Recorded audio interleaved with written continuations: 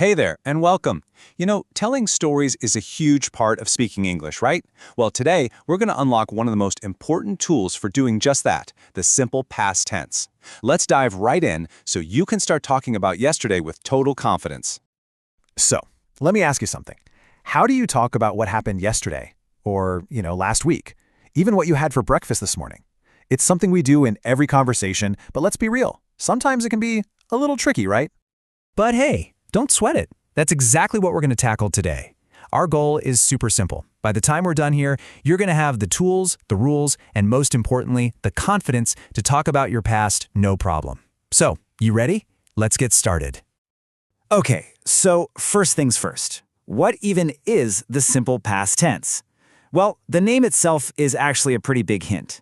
It's all about talking about things that are finished, done, over with. Here's the main idea, the absolute core of it all. We use this tense to talk about actions that, well, they started in the past and they finished in the past. That's the key. They're done, over. It doesn't matter if it happened 5 minutes ago or 5 years ago. If it's a completed action, boom, you're using the simple past. And you know what the best part is? The basic formula is super simple. Seriously, it's just 3 little pieces. First, you've got your subject, who or what did the thing. Then comes the star of the show, the V2, which is just the past tense version of the verb. And finally, the object. That's it. Easy, right? Let's see how this works in a real sentence. Take this one. I visited my friend yesterday. So, I is our subject. Visited, that's our V2, the past tense of visit. And my friend is the object. See how that works? It's simple, it's logical, and it tells us about something that is completely finished. Okay, one more just to make sure it sticks. She watched a movie last night. She is the subject. The verb, watched. The object, a movie. The whole thing happened and finished last night. A perfect example of the simple past. All right, so that V2 verb we talked about, that's the really important piece of the puzzle. But, and this is a big but, this is where things get a little interesting. Because in English, these past tense verbs come in 2 different types, regular and irregular.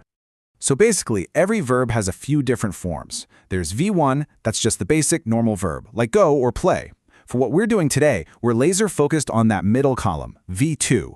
And look closely here. See how play just becomes played? Nice and easy. But then look at go. It turns into went. Totally different. And that, right there, is the key difference. Think of it like this. Regular verbs are the good kids. They follow the rules. You just slap an ED on the end and you're good to go. Play becomes played. Simple. But irregular verbs, they're the rebels. They don't follow any rules. Go becomes went. There's no secret formula here. You just got to memorize them. Okay, so you've got the hang of saying what did happen. But what about talking about things that didn't happen? This is where we need to call in a special helper word, and that word is did. So to make a negative sentence, the formula changes just a tiny bit. You have your subject, then you add did not, or, didn't, and listen up, because this is the most important part. The verb goes back to its original V1 form, the base form, not the past tense. Seriously, let's just pause here for a second because this is the #1 mistake everyone makes. Here's the way to think about it. The word did is already doing all the hard work. It's like a little flag that says, hey, this sentence is in the past, so the main verb doesn't have to. It gets to just relax and be its normal V1 self. So the rule to burn into your brain is, after didn't, always use the base form of the verb. So for example, you'd say, they played cricket. That's positive, but the negative version is they didn't play cricket. See that? Played switches right back to play. That little word did is doing all the heavy lifting for us. And guess what? The exact same logic works for asking questions. It's the same magic trick. You just start with did, then you put in the subject, and, you guessed it, you use that V1 base form of the verb again. So, looking at our example, you'd never ever say, did she ate breakfast? Nope, that word did is already signaling the past. So the correct way is, did she eat breakfast? Back to that V1 base form.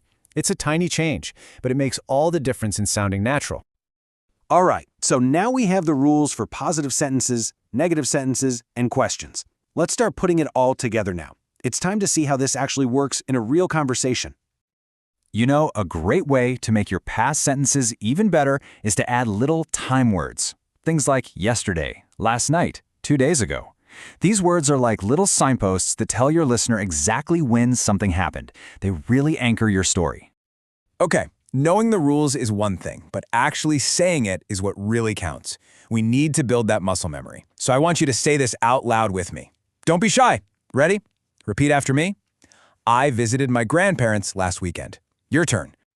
Awesome. Now let's try a negative one to really drill in that didn't plus V1 rule. Okay, repeat this. I didn't go to the office yesterday. Go for it. Nice job. You know, a huge part of getting good at anything is learning to catch your own mistakes, right? So let's talk about the most common slip-ups people make with the simple past. Once you know what to look for, you can fix them on the fly. This little chart is your best friend. Look at the first and last mistakes here. See the pattern? They're both using went after didn't or did. That's the big no-no. The rule is simple. If did is in the sentence, the verb goes back to go. Then look at the middle one. That's the opposite problem. Forgetting to use the past tense at all in a positive sentence. It's not she eat, it's she ate. This is a great little cheat sheet. Whew! Okay, we've gone through a lot, but it really all comes down to these key points. Remember, use simple past for things that are done and finished. Use the V2 form, the past tense, for your positive sentences. But as soon as you make it negative or a question, bring in that helper did and snap the verb back to its base V1 form. And yeah, you got to start memorizing those crazy irregular verbs.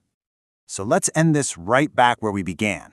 I have a question for you, and now you have everything you need to answer it perfectly. So think about it for a sec. Form the sentence, maybe even say it out loud. So, what did you do yesterday?